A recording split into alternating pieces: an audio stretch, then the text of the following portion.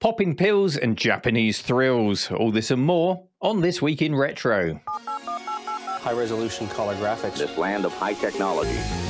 The revolution in technology that made the information age possible. Those kids are not afraid of computers. We've got some big mini news for you. Wacca, wacca, wacca. Monkey Island 3D, but amazing. All this and more coming up on today's show. Up-to-date news for out-of-date tech. Hello again, guys. We are three again. And I hope you've both had a good week. I've had a very busy week. I was off last week, last Monday anyway, for, can you believe it, 3 days off. Actually had a long weekend for Lily's birthday, which was very nice. Of course, I found myself working at various parts of that weekend, but I tried my best not to. But it was nice. And then this Saturday just gone, we had another open day at the cave, which was marvelous. Always lovely to have people come and visit the cave. Of course, nobody as marvelous as you, Chris, when you came and visited the cave recently. Stop it. And I saw you put a little video on your channel. Tell us about that. You did a little impromptu interview with me, didn't you? I did, yes. I had to suddenly think up an intelligent question because I suddenly thought, wait a minute, I'm in the cave with Neil. I should really make the most of this opportunity. And it was a fantastic day. And I've thanked you that many times, but I'll thank you again. It was just amazing to be there and, you know, to essentially have a VIP tour of the cave, but VIP access to yourself as well. It's fantastic. It's worth watching Chris's video for the little surprise at the end, which is impossible to predict. You certainly won't see it coming. It's ridiculous. It was ridiculous. At the end, yeah.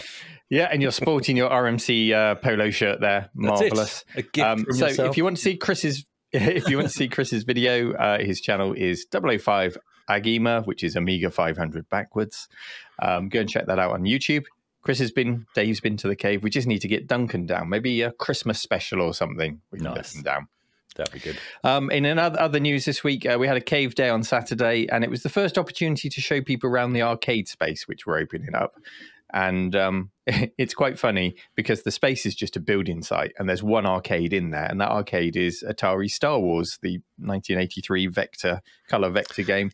Nice. You're probably 95% done then. Yeah, pretty much. This is it. People walk in there and they're like, it's a building site, and then they see the Star Wars cabinet and their faces just light up from one arcade cabinet. They go crazy for it. So can you imagine what it's going to be like when it's 30 or 40 cabinets in there? I can't wait to see people's reactions to that space. So that's coming along nicely. And then one other piece of news, I think it was just yesterday, I saw our friend banjoguyollie. He regularly comments on the show, and it makes marvelous remixes of video game music. Well, he made a remix of our breakdown a couple of episodes ago, prompted by the words Daddy Mulk.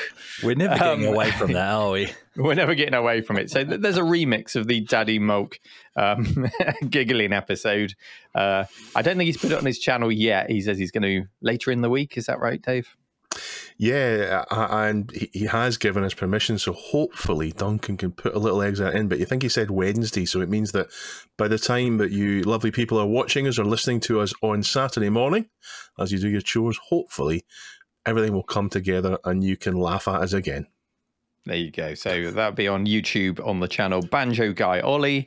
Go and watch that when it comes out, and you'll never be able to look us in the eye or think of us the same way ever again. Yeah. Chris, how's your week been? Yeah, not bad. Still trying to settle into normal time zones and normal life back here in Australia. But as a result of the stuff we did last week on the FPS remakes, some people did mention particularly on the YouTube comment section, about Black Mesa, which I'd completely forgotten about. I knew it was a thing, but I didn't really show much interest in it when it was coming out. I didn't realize that it was essentially a remaster of Half-Life, which was one of the things that I said last week that I would like to see happen. So that's fantastic. So have I bought it? No. Have I wish listed it and waiting for it to come down in price a little bit further? Absolutely I have. So it's not a bad price at the moment on Steam, actually, so I might just take the punt anyway and get into that. That's really exciting. So I just want to thank everybody that mentioned that in YouTube, because, yeah, it's really good to get a Where is that available? Yeah. Is that on Steam? Yeah, that's on Steam. Just checking my Steam library. I haven't got it. It's on Steam. Yeah, you need to add it. We all need to add it. Yeah. The funny thing with it is that we talked about how a remake wouldn't be any good of these games, and we want just a little bit of extra polish. This is a remake, and apparently it's very good. So just to show it can be what done. Do we know? It's essentially a remaster in Source Engine, from what I understand. But they've made some changes to the end. Yes, they've made some changes to the end apparently, which, from what I've read, improves on Half-Life, if that's even possible. So yeah. Well, that sounds like came out in March 2020, and it's on Steam for $14.99. And actually, now you mention Half-Life, a bizarre Half-Life game came to light. I was talking about the arcade earlier. The arcade is being run by a guy called Alex, who has a YouTube channel called Nintendo Arcade. And in his video this week, he goes and does some pickups. He gets cabinets and meets other collectors to gather things to go in the arcade. And while he's doing it, he comes across a guy called Harry, who has a Half-Life, I think it's Half-Life 2 arcade cabinet. Ooh. And this isn't like some DIY project. This is a legit arcade cabinet that came out in Japan. Looks really interesting. I'd never heard of this thing before. So if you want some even more obscure Half-Life knowledge, go and check out that. The channel Nintendo Arcade. Just watch the most recent video, and it's in there somewhere. Yeah. Dave, how's your video? How's your week been? I have been. I've been playing a game, which I'm going to talk about later on. It's a nice point and click adventure game I've been playing that I will discuss later on because it relates to one of the items in this week's show. But I've also been speaking... Are you teasing, Dave? Are you teasing your own story that you're going to be telling us later in this show? You're hyping your own story. Well, either that or I steal its thunder now, and I knock the legs out from under it. So save it for the story. Save it for the story. Yeah, okay. Plus, by the time it gets to my story after your two stories, a lot of people will be bored and will have switched off. So I want to keep them listening through the good bits. Good hook. Clever. I like it. I've also been speaking to Gregory Nasu, who is the maker of the C64 operating system, C64 OS. Now, we covered that a couple of weeks ago, and I just had a vague overview of it. I didn't look into it in a great deal of detail, but he's explained and he's answered the questions that I had about it. It's for those who didn't see that episode, I want a reminder. It's a C64 operating system with a Windows interface and a launcher, etc. A number of other things. You can customize how it looks and so on. But he's spoken to me about something it has called the PRG runner. And it's not quite the same as WHD load for Amiga or PP games for the ST, etc. But it's the same idea. It attempts to deal with the problems that the C64 game may have. Joystick in the wrong port, multiple disks, directories, mount points, etc. So the idea is it can take a C64 game, it kind of sanitize it to make sure they all work under this operating system. And he's talked about how some of the problems would be with the C64 can't quite do exactly what WHD load does because it can't. It needs any part of the memory can be used by the game, so it can't stay in memory. So he's talked about how that's going to work, and it will work by the sounds of things. It will do what I asked. It will do. It will give you an operating system and a launcher you can effectively install games onto your C64 hard disk. It's going to be a commercial project, and it will be sold in physical media, which appeals to me. It's coming out soon, I think really soon. His target was summer 2022, and he says he's busting his back to make that target and that he is on target. All you need for it is a hard disk emulator, in addition to your C64 and a C64 joystick. Have you got a C64 joystick, Neil? I have many C64 joysticks. Or do you mean the C64 joystick from the mini pack? What do you mean? No, I mean the one that we all got on eBay and you didn't. Oh, you're winding me up. You're winding me up. So there was an eBay listing that came up last week for a Commodore branded C64 joystick. Was it the one that was packed in with the C64? Or I'm not sure it was pack-in, or it was the official. It looks the part anyway. Yeah, it was probably one of the earliest ones that came out. And I think you put in a cheeky offer of £4. This guy had a bunch of them. And your offer was accepted. So I thought, well, that looks nice to go on the shelf. I'll get myself one. I put in an offer of £4 and it was ignored. And then, yeah, that's the one, isn't it, Dave? That Chris is holding up. Oh, is it? Oh, it's white. Oh, I thought I was going to make So it my to offer was ignored, and I thought, it's okay. He's probably just gone to bed. He'll answer me soon. Meanwhile, Chrissy also puts in a bid. His offer's accepted. I think Pillock put in a bid. Yep. His was accepted. Everyone got one except for me. What's going on? It's karma, Neil. Mine haven't arrived yet, so it's possible mine have gone missing. It's my fault. It had a buy it now price, I think, of £5. But I just thought, well, Dave got his for £4, so I'll put in an offer for £4. Totally missed out on that. Anyway, going back to your story about the C64 OS, So, it bears reminding how this show works, really, in that people submit news stories to our subreddit, reddit.com/r/this week in retro. They get upvoted. We see what ones look interesting. We pick them for the show. And we read the stories as they're posted, and you should really consider This Week in Retro as a opinion show, really. We just share our opinions. We do a little bit of research, and often the story evolves, as it has done in this case. It's really lovely that Gregory has reached out to us to clarify and discuss with you further points and give us more insight. So that's a really nice outcome. Yeah. Yeah, so it's just a C64, a joystick, and a hard disk emulator. And the most common one is the SD to IDE, which I thought was a C64 disk emulator, just a floppy disk emulator, but it's actually a hard disk emulator. It's not very expensive, and of course you'll almost certainly need a fast loader.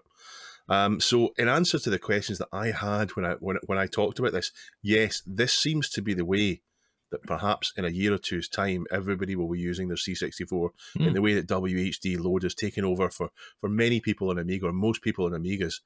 This may be the way that does it, so it's definitely one to watch.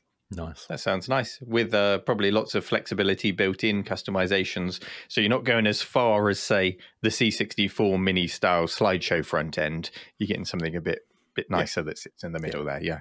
Nice. Excellent clarification. Let's get on with the show, shall we? So it's time for our latest installment of making absolutely everything into a mini device. But I think you're going to like this one. So there's a company by the name of Zuiki. That's Zuiki. I think I'm saying it right. It's a Japanese company, I think, and it's reported on the website timeextension.com. And this story was submitted by listener CRG-YT. So thank you for sending this story in. And in the tweet, it's teasing us about a mini version of none other than the Sharp X68000. Beautiful machine. And it's a tweet that I think can probably be taken seriously, because Zuiki created the system on a chip for the Mega Drive Mini, the PC Engine Mini, and the work that was done on the Astro City Mini, as well as lots of others. So they've got a weight of experience behind them in terms of the minis. So I think we can consider this to be for real, unless somebody's hijacked their Twitter account. I think this is for real. And the Sharp X68000 is a lovely machine. It gets a lot of love on my YouTube channel. I'm sure many listeners will know all about it, in part because it's such an exotic machine to us on these shores. It was never available to us over here in the UK. I don't think it came out in Australia. I think it was just in Japan that it came out. And when we discovered it all these years later, we were kind of blown away by the quality of the gaming experience that those lucky, and they would have had to have been wealthy, Japanese gamers to afford this system back in the day, they were enjoying this incredible experience while we were still putting cassette tapes in our 8-bit micros. Now, if I had to explain the Sharp X68000 briefly, I'd probably just say, imagine an Amiga 1200 or an Amiga 4000, for that matter, came out in 1987. It was that cool. It was a powerful multimedia machine. And I've said on the show before that I think the 1200 is the perfect machine for lots of homebrew ports of X68000 games to be made. It's a great, there's a great level of alignment between the systems. But that's another story. So in the tweet that was teased, we see an original full-size keyboard and mouse. And then just in shot, it's kind of half in, half out, is a white and grey X68000 Expert. The machine came in a few form factors, and the Expert is the distinctive form factor of like a dual tower case with a handle on the top that pops out. I don't know if we'll get the pop-out handle on a Mini, but there's got to be something up there, a handle of sorts. I think it holds up really well as perhaps one of the best-looking machines of all time. The only way they could improve it, I think, is if they made it in red with white text. I'm a sucker for a red computer. That could take it up to the top of the list, maybe. Aside from the tease tweet, there's very little info so far, so we can only really speculate on this. Can it be done? Yes, absolutely. Is there an appetite for it? Totally. There's a solid games library for it. And yes, of course, the system was more than just a games machine, but let's be honest, nobody's buying this to do their accounts on or to use it for what was the original marketed purpose that you see on a lot of the box and the marketing materials, which was that it was a graphics workstation. It even had its own version of the King Tut image that we saw on the Amiga as well around about the same time, albeit in more colors, I think. So games like Final Fight, Strider, Parodius, Dracula X, Street Fighter, R-Type, Gradius, other classics will all be the order of the day on this thing. And the biggest question about it all, I guess, is will it be sold outside of Japan? And I'm going to guess probably not, but we might be surprised. Dave, you often tell me that size doesn't matter. What are your thoughts on this one? Yeah, I try to make you feel better about things, Neil. I don't want you to be upset. I think it's a great way to own it. Everything on the Sharp X68000 is in Japanese, so it avoids that language barrier. The Mini looks good. The one I've seen is the one in the cave, and yours in the cave is in black, and I think the black one looks better than this kind of almost white one they've got there. So I prefer that, but it still looks good. The original did come out in both black and white, so it is authentic in its color shades. Yeah, maybe they'll come out with both options. I'm not sure. And I know that some RPGs are enhanced or improved in it. The Dungeon Master and Chaos Strikes Back, for example, are a little bit better on this. So I've often wondered if it's going to be if they're ever going to see Sharp X68000 superior versions of RPG games, maybe a little bit of a translation into English. Is this going to spur that on, perhaps? I hope so, maybe. Yeah, I mean, there are a lot of games which are, well, they're all Japanese exclusives, but that haven't been translated. So I'm sure there's a vast library of RPGs and things that could be translated over for use over here. Yeah, that would be interesting. Just thinking about it, since I got the A500 Mini, which was the last Mini that I picked up, I have to admit I've not really used it. I've shown it to lots of people, and they've gone, "Wow, that looks really cool." And as a trinket, it is, and as a thing to use, yes, it is. It is very good. But you know, we often say with these Minis, we're not the market that they're aiming for. It's a slightly more casual market, you know, impulse buy, pick up and play. But when it comes to the X68000, what's lacking for me is something that we just talked about with the C64, is a nice user-friendly interface. So I've got a SCSI drive hooked up, and it's a very MS-DOS-like experience. You know, there's a version of DOS that you go into to browse the games. And from a visitor attraction point of view, people can get lost. It can be a bit difficult for people to use. So again, this thing will have to have a nice user-friendly interface to make it pick up and play, and it would be nice to see a front end on it for casual play. I don't think these things can be ripped off and put back on the original machine because they're using the ARM CPU for the front end. But, you know, maybe just the sheer fact that it will encourage an audience back to the machine, create more of a demand. Maybe it will stimulate some development on the original machine or something like that. And this all goes without mentioning as well, the convenience of it all, because yes, Dave, you saw my X68000, but it's actually out of order at the moment. The machine itself is fine, but the original Sharp monitor, which is a tri-sync monitor with a built-in TV tuner, there's a hell of a lot packed into that monitor. It's popped. It started showing signs of the red color going, so everything had a sort of a bluish hue. And, you know, I gave it a slap on the side, as you do, and the color came back in, and it was fine. And then everything disappeared. And then everything disappeared. Yeah. So it's probably just some dry solder joints or something like that. We'll get it sorted. So that's actually out of action. So until that's sorted, an X68000 Mini would be the only way I get to actually enjoy this thing. Chris, is this one on your Christmas list, do you think? Well, confession time, actually. I've hardly used my A500 Mini either, but I do like owning it, so maybe that answers the question. The X68000, that was a machine you said you'd take from the cave if the cave was on fire, wasn't it, Neil? Is that right? Yeah, the A500 under one arm, the X68000 under the other, yeah. That's right. So I guess a Mini would make that task easier. The Atari ST in your teeth. Oh, of course, Dave. Yeah, of course. Yes, of course. Just say yes, Chris. Yes. Okay, so I thought we were going to just use that to try and put out the fire. You know, like what about the CPC? It might hinder me if I'm trying to make a rapid escape in a fire. You know, if I've got it the wrong way round, it'd be like a dog with a stick trying to get through a door. You know, you could use it as an emergency slide. That's true. That's true. Yeah. Well, let's hope we never have to put it to the test. That's what the ST's for. But no, would I put this on my Christmas list? Yeah. What I love about the minis is they're just so collectible. And in fact, because they're often in a limited run, they sometimes appreciate in value straight after that run's finished as well. So there's that to consider. If this was at my local store, then possibly, and if it was at a sort of impulse buy price, then probably definitely, and start building up a completely unnecessary collection of minis in the background, whether they get used or not, that would be fantastic. But if it's only from Japan, then maybe not. And to be honest, my Christmas list, Neil, well, I've already bought the Atari Jaguar and given that to my wife and said that's my Christmas present. So yeah, that's already done. And also, I don't know if you've seen, but Lego are re-releasing one of the old spaceships from old Space Lego. I saw that on Retro Recipes channel, actually. And so if I'm allowed anything else on my Christmas list, if any families are listening, it's the Lego 10047 spaceship. Thank you very much.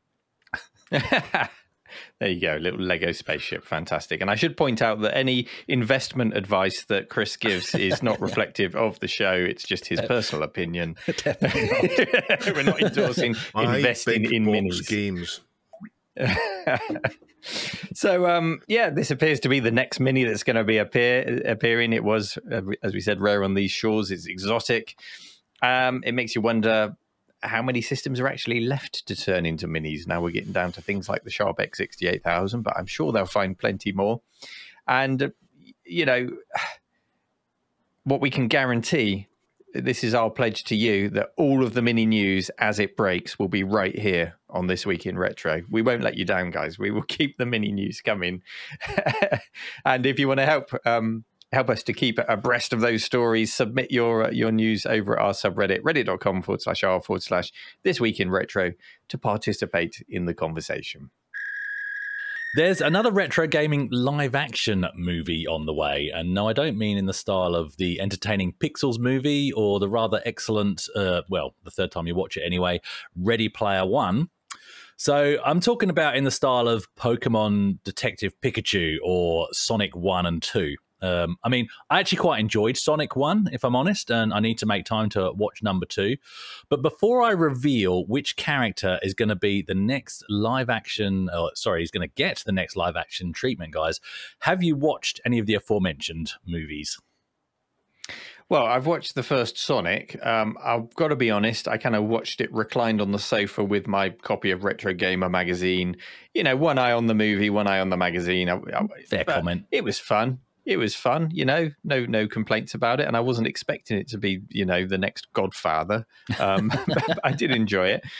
When it comes to Pokemon, when the first arrived, I remember the buzz all around it. I tried it out, probably on an original Game Boy. It never really grabbed me. So I've not had any interest really in the franchise. I'm not invested in it enough to go and see, movies about Pokemon. So, no, not seen that, and I'm not really inclined to go and see that. But yeah, I'll give Sonic 2 a try. I might even give Sonic 1 another go just to pay it a bit more attention. But I wasn't offended. Yeah. Dave? A film I've seen recently from a game that you haven't mentioned is Uncharted, and that was okay. A bit over the top, but it was fine. And I don't know if it really counts, but Free Guy was actually quite good. Free Guy is based on a game that doesn't exist, if you know what I mean. It's not a real game. It's a bit over the top, but it's a bit Marvel style, but it was good. It was quite good. But I did take the time yesterday to watch Ready Player One because you kept saying it was good, and I noticed it on the show notes, and I thought maybe I should sit down and watch that. Chris, I hope you forgive me. You didn't like it. It's maybe the worst film I've ever seen. What are you talking about? When it first came out, I ignored it. I thought this would be terrible. But because you mentioned it so much, Chris, I thought I gave it a watch yesterday. I go to the cinema usually once a week, so I'll see just about anything. But I lasted 16 minutes. Are you serious? It felt like someone, terrible. I felt like someone had taken a battle royale game and turned it into a cutscene. No. The sound wasn't very good. I had to keep turning it down because my subwoofer was going off all the time. It just added far too much bass in. There was no sense of peril at all. It had the heavy-handed touch of modern gaming. Everything was massively overdone. It was kids' cartoon quality. I wanted my 16 minutes back. It wasn't remotely visually entertaining. It was far too busy, too much going on. Everything went so predictably in the action sequences that I saw. I understand it came from a novel, and I think it should have stayed that way. Steven Spielberg's CGI is much worse than my imagination, so I hope I haven't upset you, but maybe I was just not in the mood for it yesterday with the heat and so on, but at 16 minutes I thought, no, that's out. Definitely gone. You actually haven't upset me at all because, like I said, on the third watch, that's when I actually enjoyed it, which sounds bizarre, but it was a good friend of mine in the UK that put me onto it and he loved it. But at the time, I was watching things like Hunger Games, and from what he described, that was the kind of the feel, the gritty feel I was expecting, and you've described it quite well. It's more cartoony than anything. So once I changed my expectation, I kind of enjoyed it more. But no, those are totally fair comments, Dave. But anyway, the latest video game character to jump onto the silver screen is allegedly, wait for it, Pac-Man. Yep, that's right. A movie about a yellow pizza with a drug problem is on its way, and I can hardly contain my excitement. So this story is brought to us by Just Gavin here, and he gave us a link to EW.com, which was penned by Lester Fabian Braithwaite. So apparently there's a deal between Bandai, who, you know, obviously still hold the license for Pac-Man because copyright is a thing, and Wayfarer Studios. And allegedly, it's based on an idea by producer Chuck Williams, who was, in fact, involved in the Sonic movie. So Pac-Man, I mean, it was a great game. I loved it in the arcades, loved most of the home ports. You know, you got a maze, you got the pizza character, Pac-Man, and you've got dots to eat because reasons, and you've got drugs to take, and there's ghosts to avoid or chomp, depending on whether you're high or not, is essentially what I take away from this.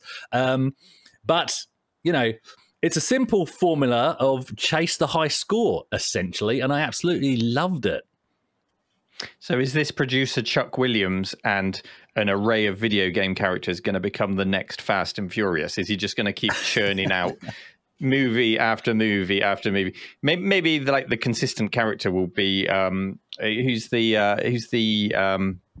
Dr. Robotnik in Sonic, Jim Carrey. Maybe Carrey. He'll pop up in all the movies or something. Or maybe they'll actually get Vin Diesel in. He could parody himself in every video game movie. Yeah, okay, Chuck Williams, that's the name to watch, Chris. Fantastic. I like this idea. And Jim Carrey, that would be a welcome thing as well. Yeah. Yeah, good idea, Neil. I think you should put it forward to them. But yeah, I mean, the game itself, I absolutely loved it. Simple thing. But I do recall a rather cheesy cartoon adaptation of Pac-Man in the 80s. I don't know if either of you two saw that on TV. I think it was on a Saturday morning. 1982 that came out. There was a Pac-Man animated series. Yeah. That was terrible, wasn't it? I don't remember enough about it to say. I remember it was just always, every week it was a plan hatched by some bad guy who was in charge of the four ghosts, and they always lost and came back as... Yeah. The Pac family was there. There was like a baby Pac-Man and pretty much Miss Pac-Man and everything. Yeah. Well, my problem with that, and it's the same problem I ever had with Pac-Land, is as soon as you gave Pac-Man legs, it wasn't Pac-Man anymore. I don't know. Yeah. Well, if you look at the side art of the original arcade machine, I think he had legs. That's true. Pac-Man always had legs. Yeah. Don't deny him his legs. Not when you're playing it. But anyway, trying to think how they're going to turn this game into a movie. What on earth could the plot be? Have you guys got any ideas? Yeah, the plot is a very good question. How do you extract a plot from Pac-Man? I've got a book in the cave, actually, which is dedicated to nothing but Pac-Man merchandise. And it's an incredibly thick book, as you can imagine. Everything from money boxes to spooky dokies to walkie-talkies. Actually, as I was saying it there, spooky dokies, I don't know if they had them in other parts of the world. So spooky dokies, well, they probably had them, but under a different name. Spooky dokies here, we often got in our cereal packets. They were little things that you put on the spokes of your BMX. Beads, beads, and they would slide up and down as the wheel turned. What did you call them in your area? Were they spooky dokies? Anyway, that's another question. All of this merchandise with Pac-Man all over it, or packets with Pac-Man on the packets themselves. So I thought there must have been movies in the past about him. There's been everything else. So I had a little look, and the first that I came across was a short film from 2012 called Pac-Man, the Movie, originally titled. Here's the blurb about it. The government comes to see Project Yellow Sphere and see if it's war material. The general is amazed to see that a yellow man and his abilities... the general is amazed to see a yellow man and his abilities and decides to take Pac-Man with him into World War III. Whoa. So, I don't think this is even like a pizza-shaped man. This is just a man who is yellow, sort of Bart Simpson style. And he goes into World War III with him. And then I found there's another movie called Pac-Man, the Movie, from 2008. And this one was by Roadhouse Films. And the description of this one is as follows.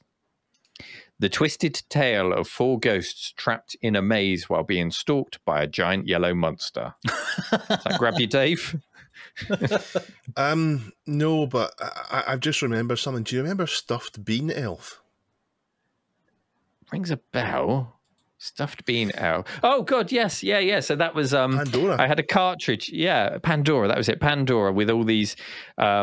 I guess, poorly translated titles of the games. So on the Pandora, which is like a fighting stick, like an arcade control panel with a built-in Linux system and all the games in there, Pandora's box, we were going through the list of games. I think it was on a live stream.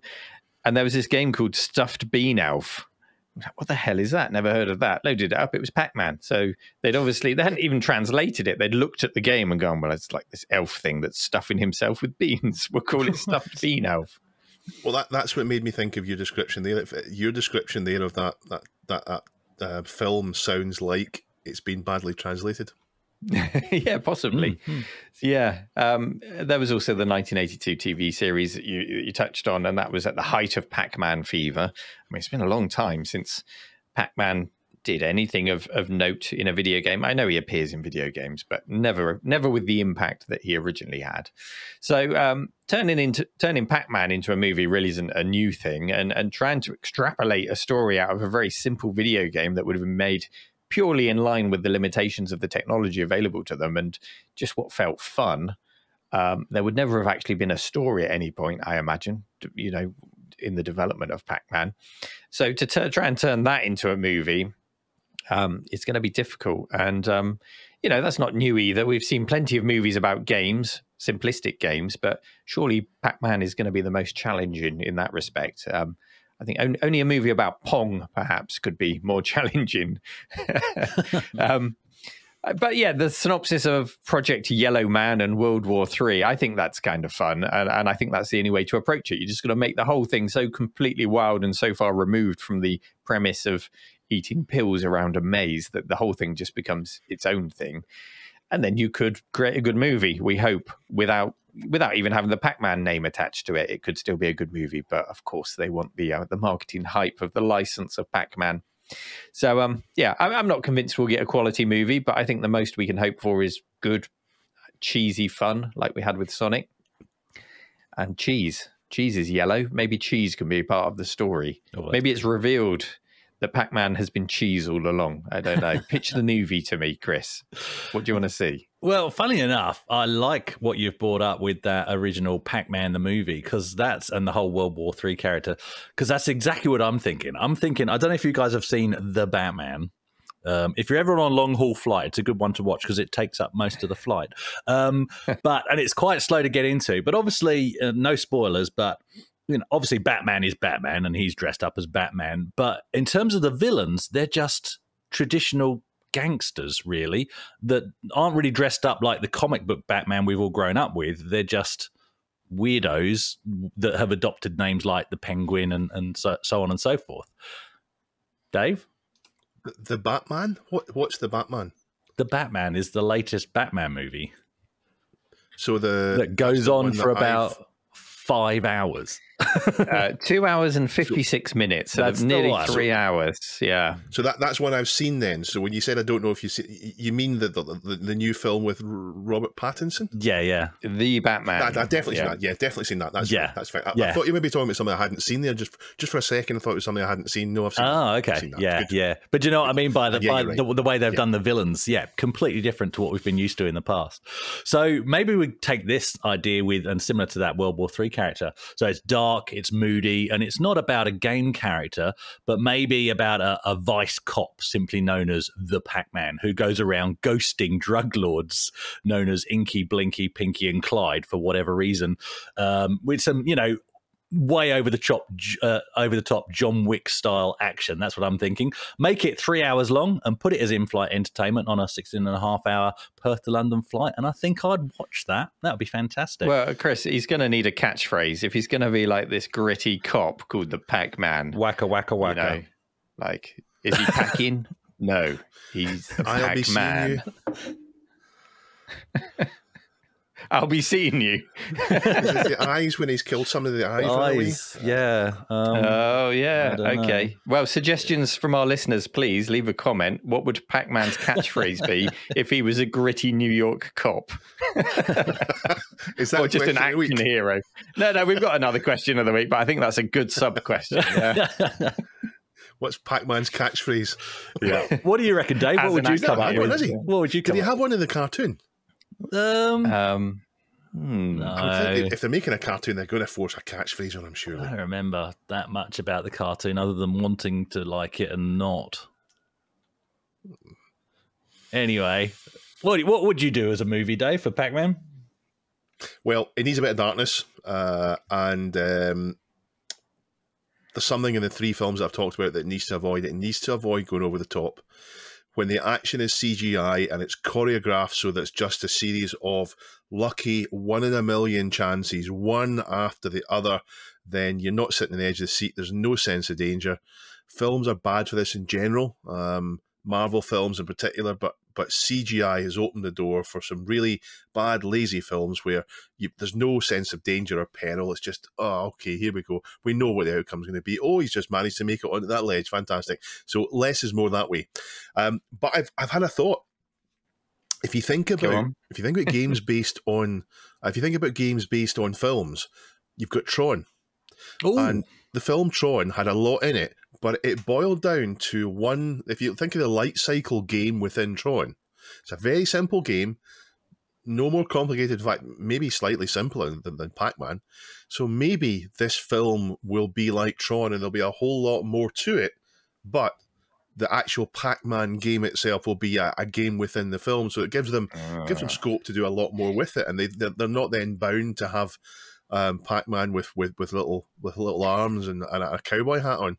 So instead of the grid, they have the maze. Yeah, it's interesting that both of you want to go gritty. See, I'm going to go the other way. I think they need to go like Sleepless in Seattle, a love story, but nobody at any point in the film ever acknowledges that it's just this big round yellow thing with a face that just goes unspoken for no reason whatsoever. What I think we will get is we'll get Ryan Reynolds or some other big Hollywood star doing the voice for Pac-Man while he predictably beats the ghost for a big CGI showdown at the end. But let's hope for better. I think you're right. So, yeah, do check out the original story that will be linked in the show notes. Whether it's a mashup of the Batman and John Wick or the more likely modern rendition of Who Framed Roger Rabbit, Pac-Man, the movie, is coming. Hopefully it will go down like a power pellet rather than being a bitter pill to swallow. My story this week is submitted by me. Because I saw this and I wanted to talk about it. Monkey Island 3D. This is why you were hyping it at the top of the show. You even submitted your own story. This is the best story ever. I'm excited about it. Monkey Island 3D, but amazing. Now, when you think 3D, you don't think good for point and click, but let me go. We've talked a few times about Monkey Island in the past, and I'm absolutely certain we're going to keep talking about it because there's a sequel on the way. It's such an iconic game for retro. It's the point and click that everyone talks about. When you talk about point and click, everybody thinks about Monkey Island. We've talked about the art style of the game as well. We've talked about why the art style in Monkey Island is so iconic.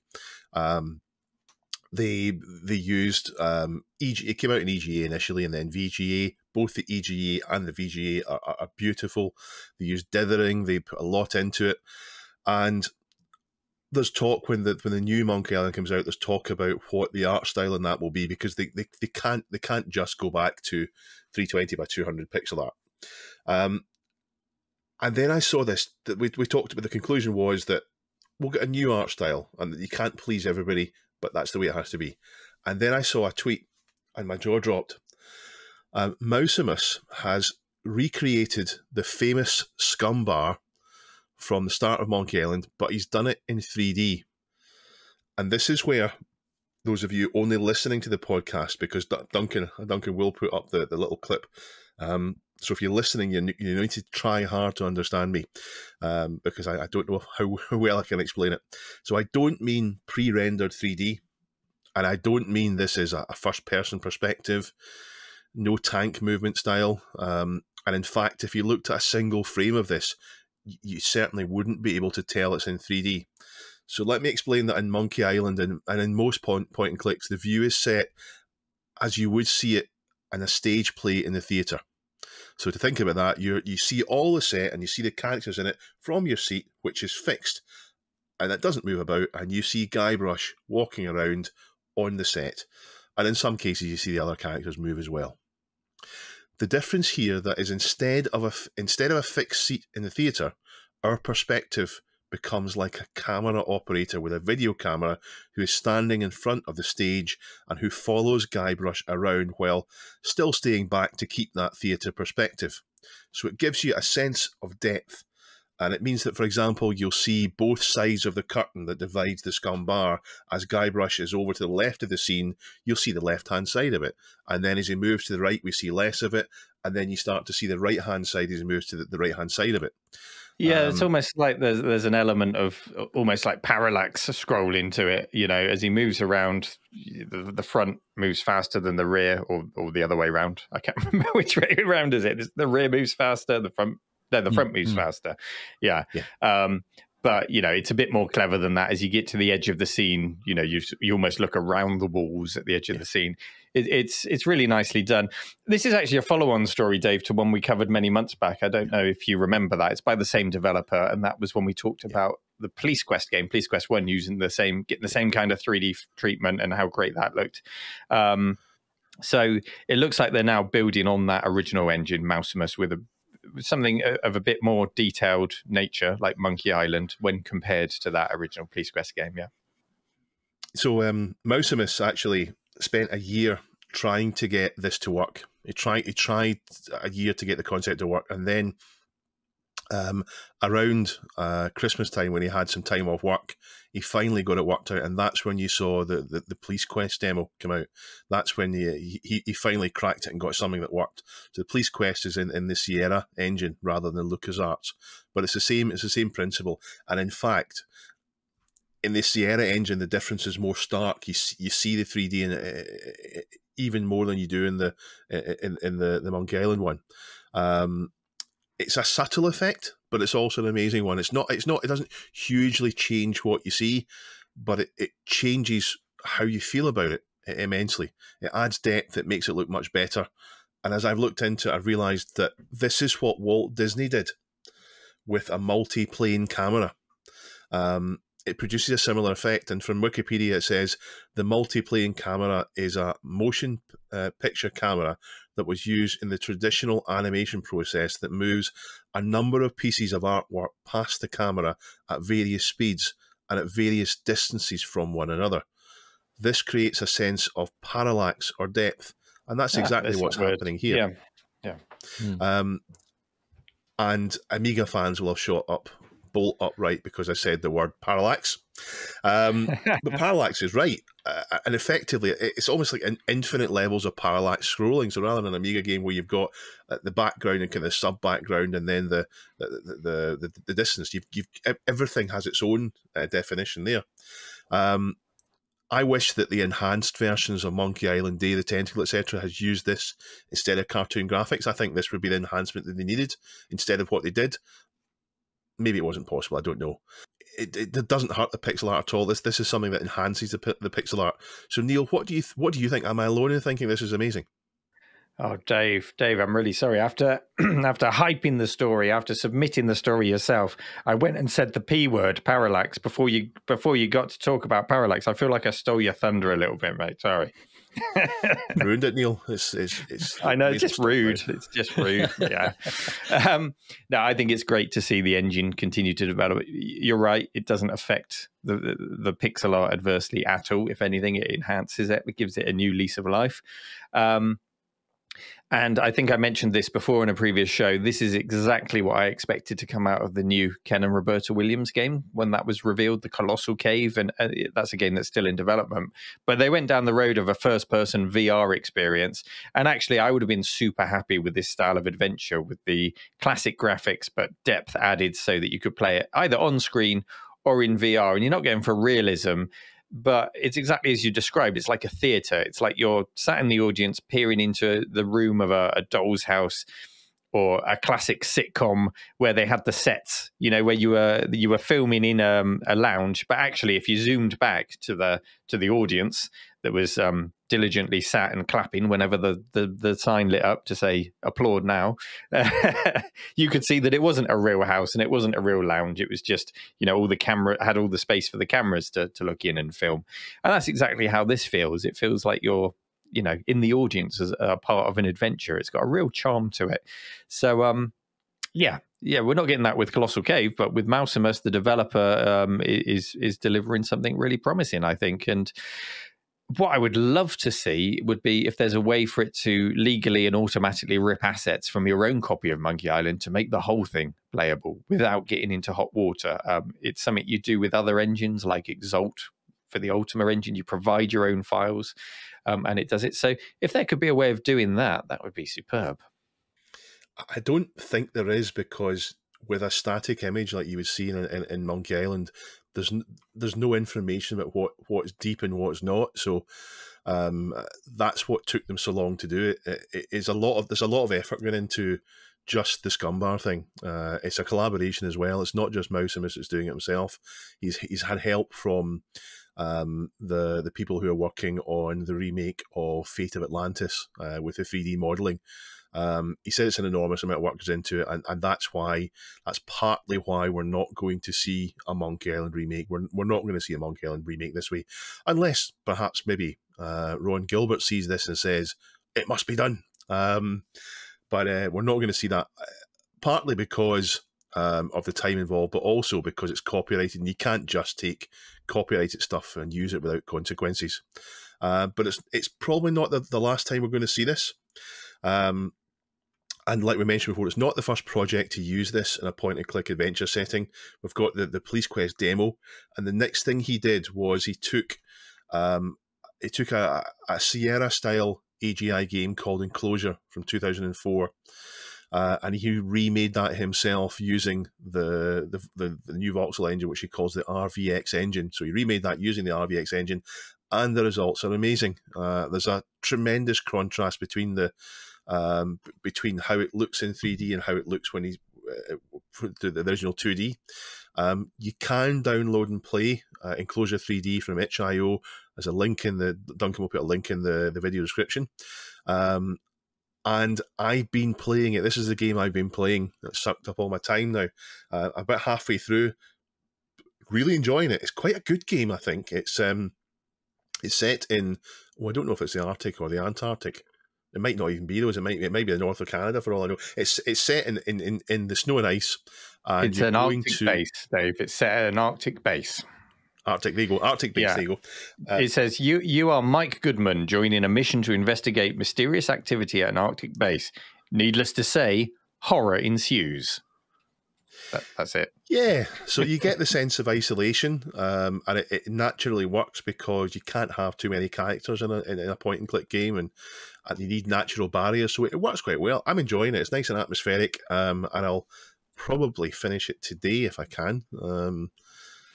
And it's got that essential part of any Sierra adventure game, man in a towel coming out of the shower. Seems to happen a lot in CO. Have you noticed that? Is that right? You got it in Police Quest, you got it in Leisure Suit Larry. I'm sure that it's in others as well. There's not that many. Sorry, I was just on the website looking at some animations from it, and that was the first one that popped up. It's worth a play. It's worth a play. It's free as well, so go and download it and play it. Chris, you've seen the video now of the Monkey Island. Does it change your view? Oh, on point and click adventures. Oh, it doesn't change your view. I like what you've done there. That's very good. 3D, all of that. But no, I did take a look, and this does actually look awesome. It's much less static, and I think it would be. I would probably be more engaged with this style of point and click adventure if this is how they come out back in the day. Obviously, not technically possible back then, but yeah, just feeling more part of the scene definitely makes a difference. But you'd prefer it if it was an FPS, right, Chris? Yes, it should be an FPS. Rocket launchers. Yeah. Poor Wally getting shot between the eyes. Yeah. You can download and play Enclosure 3D, as I said, from itch.io. Mousimus expects that the next thing he'll do will probably be to remake another fan game, or maybe even create a brand new game in the engine.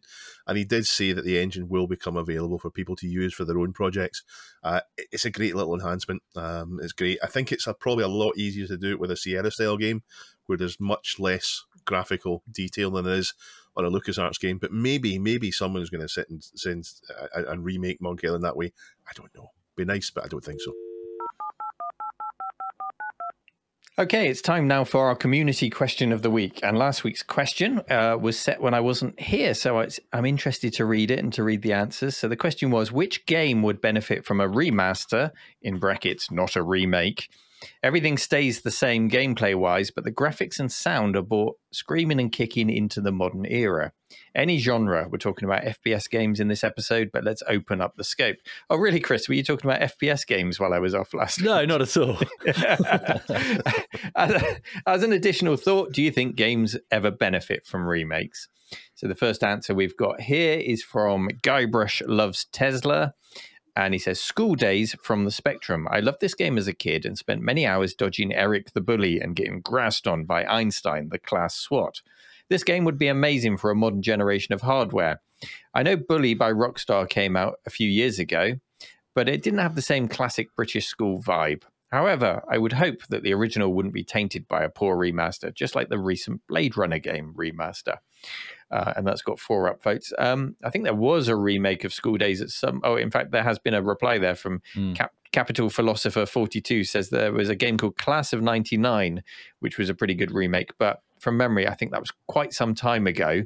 And I think it was still, 2D. I'm pretty sure it was. I'll check that out. So, yeah, I guess a modern 3D... Sims style, like the style of the original Sims would be quite fun for School Days, something like that. I don't know. Yeah. That'd be cool. Yeah. Dave or Chris, what's the next answer there? Dave or Chris? Sorry. I should just Chris. Pick one. Let's go with Chris. Chris. Okay, this is from Man Could. Is he your favourite? Yeah. Let's not go there. I got him before you, Dave. There you go. Man Kusty. Have you got a shirt? Did you get a shirt off, Neil? Only the favourites get the shirt. Anyway. Cupboard full of them.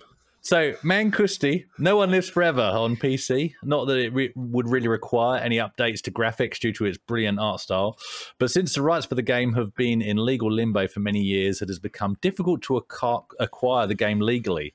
Also, it's becoming increasingly difficult to get it to run on modern hardware, so it would benefit from a remaster. That's a really good point, actually, because as these games are harder to get hold of, and it is frustrating when basically, the rights holders either don't exist, are hard to find, or are just not agreeing to them being redistributed on modern systems. So that's a really good point. Yeah, I was thinking that's not an old game, but actually it came out in 2000. I just looked it up. So yeah, it's well into the realms of retro. Class of 99, just for clarification, did come out in 1999. It is 2D, and I would describe it as looking like School Days from the ZX Spectrum on an Amiga 500 or 1200 or a 486. It's a definite improvement on the original. Still very much in the realms of 2D. Yeah. Nice. Neil, do you want to read the last one?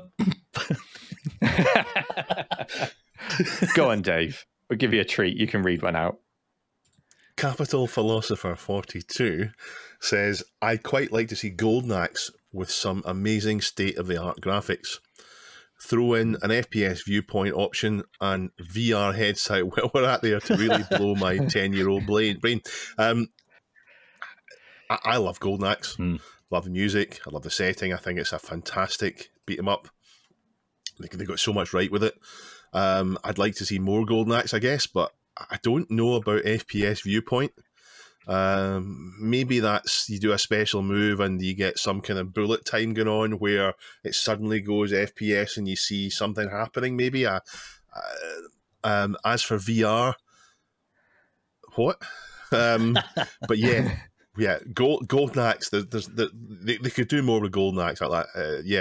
There have been plenty of Golden Axe remakes. There was one on the PS2 which was like the original but 3D, and there was one called Golden Axe Beast Rider. That was 2008. 1v1 and stuff, and VR. No VR, no VR.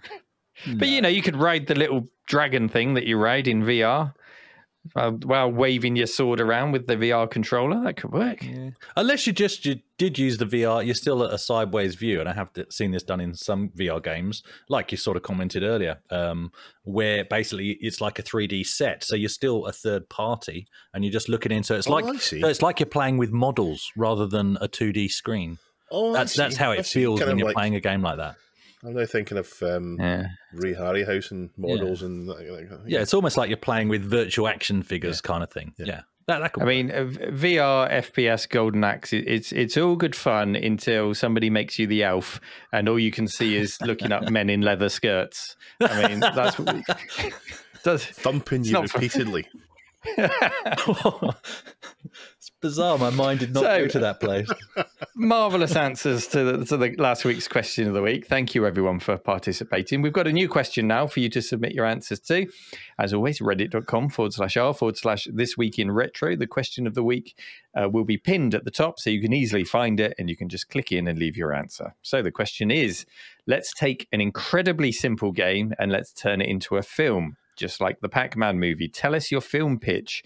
Pac-Man's been turned into multiple films, from the simple premise of eating dots in a maze, all the way up to being a World War III super weapon.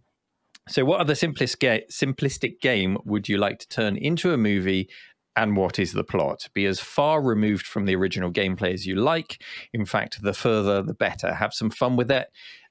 Keep it fairly short, 2 or 3 lines, because, if you can't explain the plot of your movie in a few lines, then, you're not doing it right. I'm pretty sure they have to be, I'm pretty sure they're taught that at film school, right, Dave? Elevator pitch. You're the film buff here. Film school. No, you're right. It needs a punchy description. It needs to capture people's imagination. Yeah, so let us know your simple game turned into a movie plot over on the subreddit. As always, thank you guys for hanging out this week, and thank you everyone for listening or watching. Take care, and we'll see you next time. Bye-bye. Bye-bye. Bye. Bye. Bye. Bye.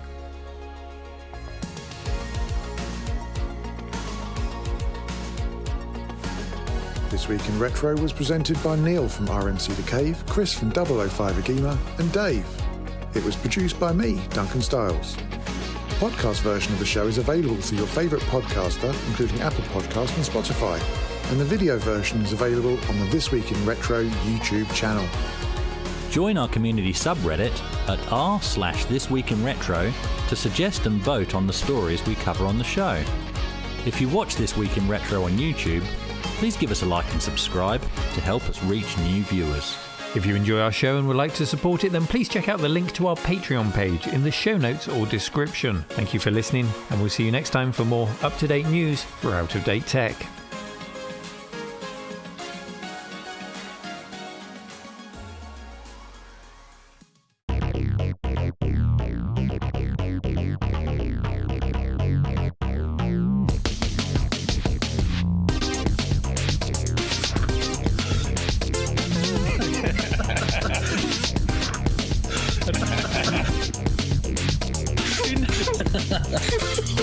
You have to drop your trousers and dance.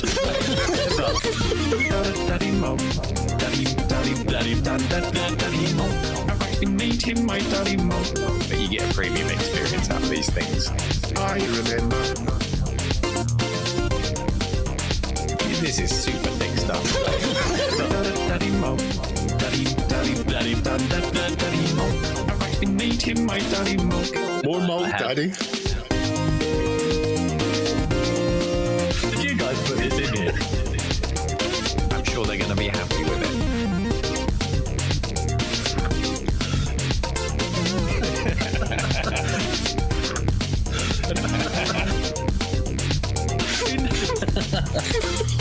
I can double fist Daddy Mulk. Daddy Mulk. Daddy Mulk. Daddy Mulk. I've actually made him my Daddy Mulk. I just wanted to know I could keep my pants. So that's This Week in Chris. Did Chris just want me to drop my trousers? Daddy Mulk. Daddy Mulk. I've actually made him my Daddy Mulk. More Mulk, Daddy. You guys put this in here. I'm sure they're going to be happy with it.